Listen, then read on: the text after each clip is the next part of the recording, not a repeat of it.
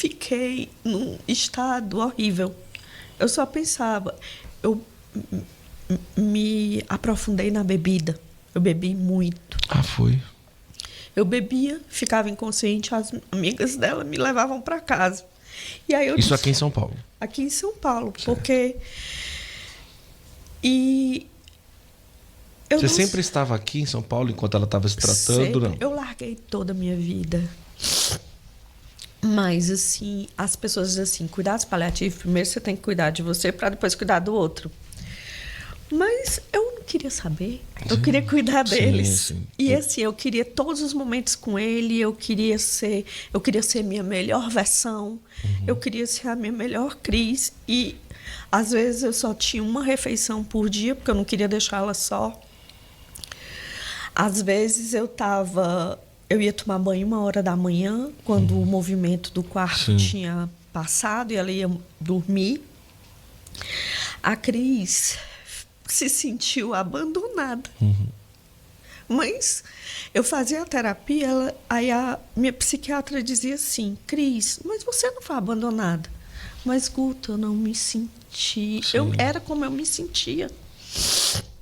E eu comecei a ler sobre luto e via na internet as pessoas primeira, segunda, terceira, quarta, quinta fase. Eu digo, a primeira fase, raiva. Eu não tinha raiva. Eu tive raiva antes. E eu esperei o milagre até o último dia. Mas a Cris, naquele momento, não entendia nada. Eu estava tão confusa, tão largada e me sentindo tão só.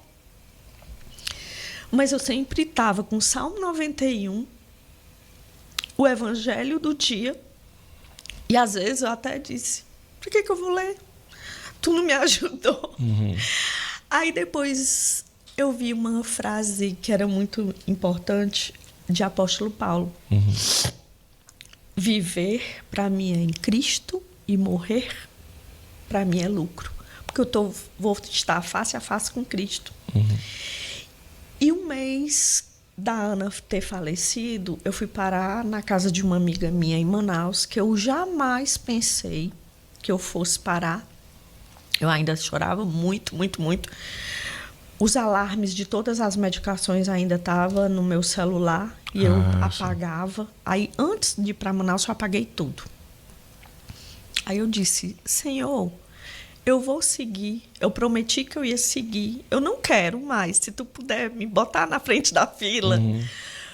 Mas me dê sinais que eles estão no céu. Se tu me der sinais, eu volto pro trilho. Como tu queres. E tu vai me fazer teu instrumento. E aí fui para Manaus. Comprei a passagem um dia antes e eu disse, Senhor, me dê sinal, rezei. Ia ser o primeiro mês de óbito da Ana e o primeiro aniversário dela sem ela. Sim. E eu queria fugir de Fortaleza. Eu não queria voltar para Fortaleza para as pessoas irem na minha casa. As pessoas... Eu não queria ver ninguém. Não ia fazer bem ali. Não. Eu queria me esconder, eu queria ficar numa ostra, eu não queria que ninguém me visse. O momento que eu estou mais fraca, que eu me sinto no fundo do poço, é o momento que eu me recuo e me escondo. Porque ali eu quero reunir minhas forças. E aí eu fui para Manaus. Quando eu cheguei em Manaus, a gente celebrou uma missa e tudo, e eu digo, nossa, Senhor, me dê um sinal. Aí a missa foi linda, a homilia foi linda, cantamos os parabéns da Ana. Eu entrei na fila, o padre disse, olha, eu sinto muito, mas a senhora, força, que Deus tem maravilhas para a senhora. Eu digo, Deus, isso é o sinal? Que sinal foi esse? Aí o pessoal que eu estava na casa me chamou para ir para uma festa de confraternização de Natal da igreja. E eu disse, gente, eu não vou, não. Ninguém me convidou, vou de penetra.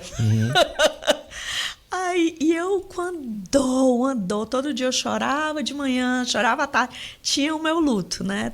Tenho o meu luto.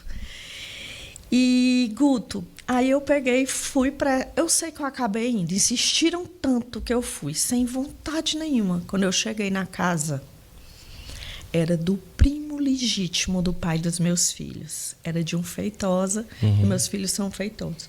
Eu disse, Senhor, esse é o sinal. E a irmã do dono da casa tinha sido minha daminha do casamento, do Regis. É o sinal, Senhor. Só que não era o sinal. Depois de uns 15 minutos, passa um senhor.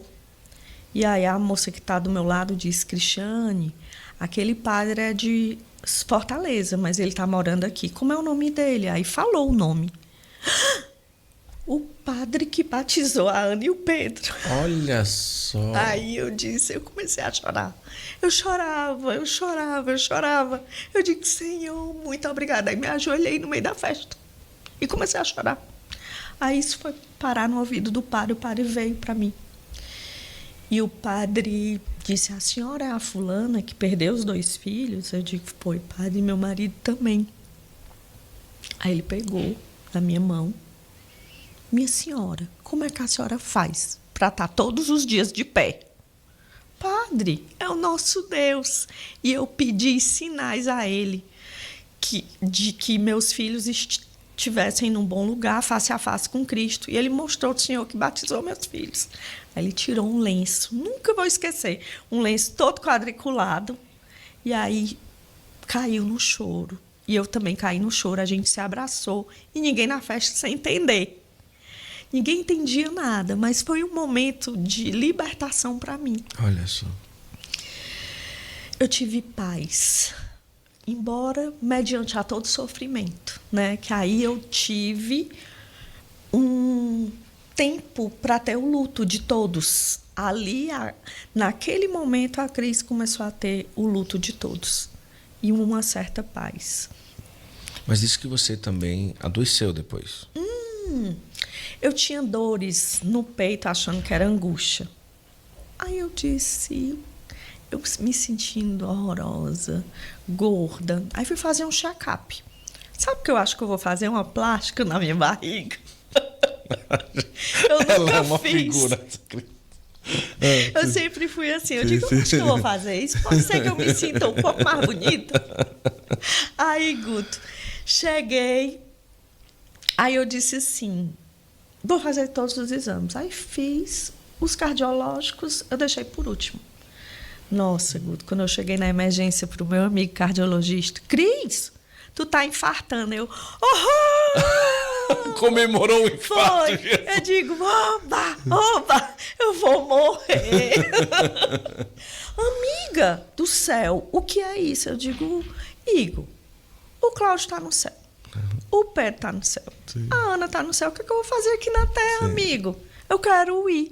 Amiga, sinto muito. Mas aqui no teu eletro, teu coração está se recuperando. Eu só não disse o nome feio. Sim. Não foi dessa vez, né?